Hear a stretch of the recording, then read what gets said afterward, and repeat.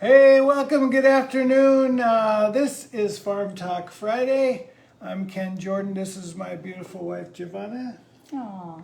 We're here at the Green Wave House in Costa Rica. We do it every Friday, well, as much as we can. This is the all happy, all life, joy edition of Farm Talk Friday. Yes. And And you have the chicken tractor coming out of your head. it is coming out of my head. This is our small chicken tractor where we have our two new ones in right there. The bigger one, Guy and the bigger one is over there somewhere. yeah. But that's a flying We don't have saucer. a ring light. No. And And trying to make this professional. that's okay. I'll leave the chicken tractor sticking out. Hi, guy. Or I'll go way up like that. Oh yeah. Okay, so first let's cover last weekend. We had our community market, Yes. which Giovanna organized and executed with great success. I bought this. I thought it was perfect. Very Raver J to me. So I had to get this from some ladies. Our friend Barb has a group of women and they're called Provide and Conquer. And so she's like funding, she's doing kind of like small business loans model Yes, sort she of is. thing. So sometimes they make food and sometimes they make art. So I got this. Yeah, we had lots of.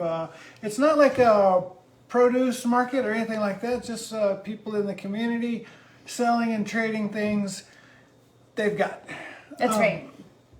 And we have talks. Yeah. It's educational. So I wanted to talk about how we sort of create life here on the farm, and we have a little nursery, and we normally start with these flat packs, these flat pack seed trays that look like this, and we put in our soil that we make. Sometimes. Yes, we We make. try to make as much soil as possible. but- Yeah, and we fill this with soil. It's kind of easy to do. You just fill it, and then you just kind of scrape off the top, and it's, yeah. So, and then you put the seeds in and you only bury the seed like as deep as the seed is thick. So it's almost just hovering on top. It's just barely underneath there, and which is counterintuitive to me because, you know, I wasn't a farmer. And then, so then they start growing. You kind of got to keep picking the weeds out. And then you have to transfer them. So, Yeah, he says they keep growing, but they're like this big yeah. when you transfer them. And this could be a transfer. It could also go to a smaller one first, but this could be like a first transfer. And then once it would, this is sorghum. All right. This is what we will be feeding the chickens, Well, hopefully. And then, yeah, we hope so. and then here's another transplant gone to a bigger pot. This is bread nut or breadfruit? It's hard to say. They called it castagna. It was so they have these programs here where you can pick up trees for free. Yeah. And so that's not one of the ones that we Oh, it's not planted one of from ours? seed. No, Okay. I picked it up for reforestation, and I don't even know if they know what it is. To me, it looks like a breadfruit, but it very well could be a bread nut. But Yeah. to me, that looks like a breadfruit leaf. Yeah. So I don't know. So, Well, yeah, we might have another opinion on that. yeah. And what else? What did you have else today? Well, Here, we're I gonna- have something, but I think we should save it until the Okay. end. So we have a special guest today Hi, Suzanne. because we have a special guest because normally our permaculturist, Adriana Paul, she normally works on Tuesdays and Thursdays, but she had to work on Friday this week, so we have her. So we're bringing her on right now. Audrey. Here she is. Hi. The famous Adriana Paul. Hi everyone. Hello. Hola, hola.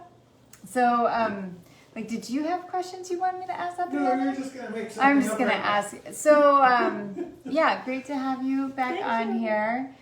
So Audrey does a lot of work outside of working for us. Like, she only works for us. Like, you know, she comes and graces us with her presence for a few hours, and then she has lots of other things to do. And we're very, very grateful because Audrey's been with us now for a long time, like maybe 4 or 5 years. Yeah, what about the jungle classes? Yeah, Adriana used to, and still has, her Escuela de la Jungla, which is a nonprofit. Do you want to talk about that real quick? Yes, a nonprofit that I started in 2013. It was just about a community school, permaculture community school. But I'm very interested in starting again. I had like a little break when I had my son, Benjamin. But I He was really want to super cute. start again teaching workshops for the community. Yes. And part of the reason why it stopped also was like you had a certain grant and then it ran out and then you had Benji and so it was kind of like you just have to start it all up again. Right? Like some of the energy was kind of like, okay, now it's quiet. And then, but you work for another really amazing organization and we've had them here before filming. So we have video of Green Wave House and Rancho Pasión here. Thanks to Audrey. She invited them in. And do you want to talk about that and that organization? Yes, I work as an accredited trainer for the Analog Forestry Network for the past 5 years. So I teach online and on-site workshops for groups of women in Guatemala, Nicaragua, El Salvador. Inside of a job that I love doing. I love teaching about food forests. It's my specialty, it's what I love to do. Yeah, so every once in a while she's not around for a few weeks because she's teaching internationally, which is very, very cool. So, Audrey, what animal eats most of our crops? Well, the iguanas. the iguanas, yeah. And the leaf cutters too. Yeah. And the huatusas. They love digging plants and the pisotas, the yuca. Yeah. The huatusas We love have the like sweet potatoes 4. and the pisotas the yuca. Okay. How could Ken help more on the farm? Good question. That is a good question. Well, I think you help a lot already. So Ken Yeah. used to do a lot of the seeding and now he doesn't do that anymore. Oh, well, I can give you a list of things to do. No Okay. worries. Yeah, I think you could check on the compost more. Ah, I don't know what's going on with the compost. Okay. Okay. Compost Supervising the compost. okay. Yeah, like the worm compost. Like, is that happening? Yes, I think so. I've been telling Jason. Yeah. Yes. I don't check on it. And then he's not checking on it. And then I just like, in the back of my mind, I have the guilt of like, oh, I haven't checked on it. And I don't want to, because what if it's not like making worms right now? And so then I'm like, I'll just wait. I'll wait for Audrey. And then I forget to ask. And then I keep wondering, but then I push it out of my mind again. So Those yeah. chickens love the worms. Yeah. Yes. Yeah, they do love the worms. And they're still being fed the beetles, right? Mm-hmm. Yes. Yeah. Okay. That's working very well. What is the biggest challenge in this area? Is it the weather? Is it the bugs? Or is it the animals that come and eat everything? All of the above. So mix a little bit of both. Oh. I think by looking at our house, I would say it's the weather. But, like, Well, I think in this Brutal. area, like organic gardening is high maintenance. You know, that's why I Yeah. love food forest. The idea is to create a system that's self-sufficient and it's mimicking forest, right? You still Yeah. get food. With organic gardening is great, but if there's a lot of input, time, resources, you have to be on it. With this weather, at least, it's kind of more of a challenge. yeah, so one of the challenges that we've had here is that we put our garden in front of the house. And unless we want to cover it, which would look really ugly,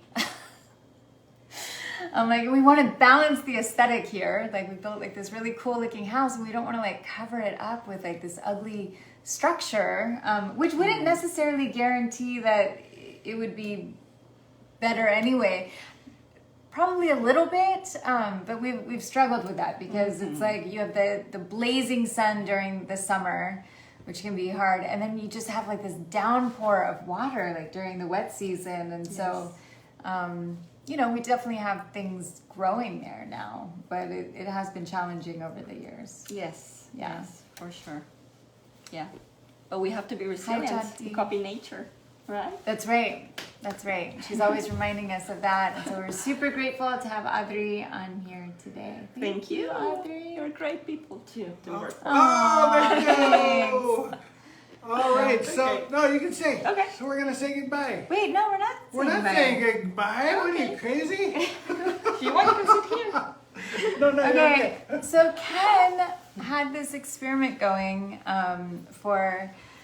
since February.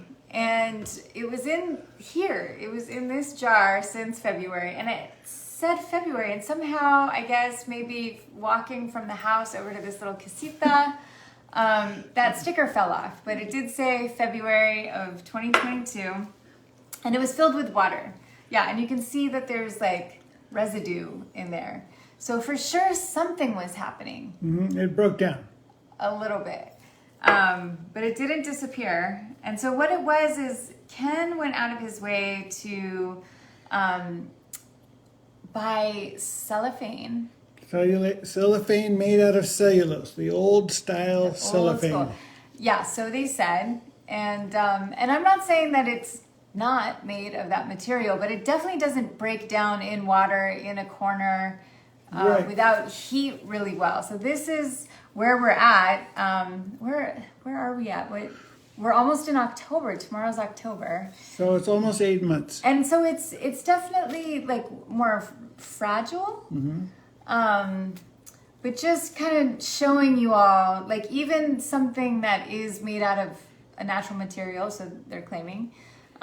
Hopefully, they're not greenwashing like lots of people do. It was growing some mold on it, so sorry, little mold pieces. I think I'm at the point now where we're taking it off of the, we can either bury it or light it on fire. Yeah. And so I So, brought a lighter. Here's my thoughts on this. Yeah, If you got to think of this as driftwood or like a branch in the ocean. So driftwood is not going to disintegrate. It's just going to float.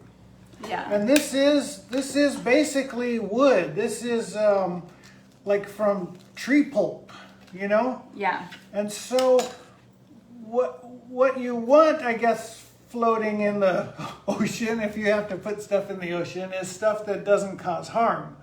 And I don't think this would cause harm.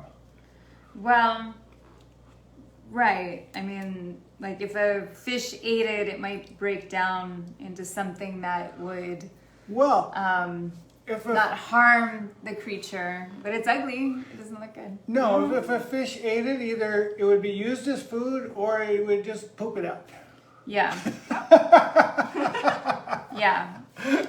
But anyway, I think that we could have done another experiment or two. I mean, we could have tried burying it. We could have tried leaving it out in the sun or doing a saltwater solution. All these other things we could have tried. But we wanted to see like what happens, because it's usually about 80 degrees in our house. So it's like what happens if it's just in lukewarm water, 80-degree water-ish. For several months. How many months is that? 8 months. For 8 months. It just, I'll tell you one thing for sure. When I make my fruit leathers, my fruit roll-ups, I'm gonna reuse the cellophane because it lasts forever. yeah, it lasts, but not forever. But not forever because it's not plastic. But I also want to say something before we go. But the plastic, so for those of you that don't go out of your way to like clean up beaches or pay attention to trash and all these issues a lot. I don't want to say you're not paying attention at all. You're watching us, so you might be paying attention at least a little bit or a lot. But part of the problem with plastic is that like it does get out into the ocean or out into the natural environment, and it kind of does the same thing. It becomes brittle, it starts to break. But the problem with plastic is that it's a man-made, it doesn't absorb well. It has other toxins that it's like hormone disruption. And so at least with this, this is supposed to hopefully, I don't know what the process is. I don't know what kind of other chemicals they might be using, but I think it's supposed to be a lot less toxic. Yes. Done. All right. Thank you, Adriana, for joining us today. We will see you next week for my beautiful wife, Giovanna. I'm Ken Jordan. This is Farm Talk Friday. See And you Guy, I'll next have week. Ken answer your question later on comments.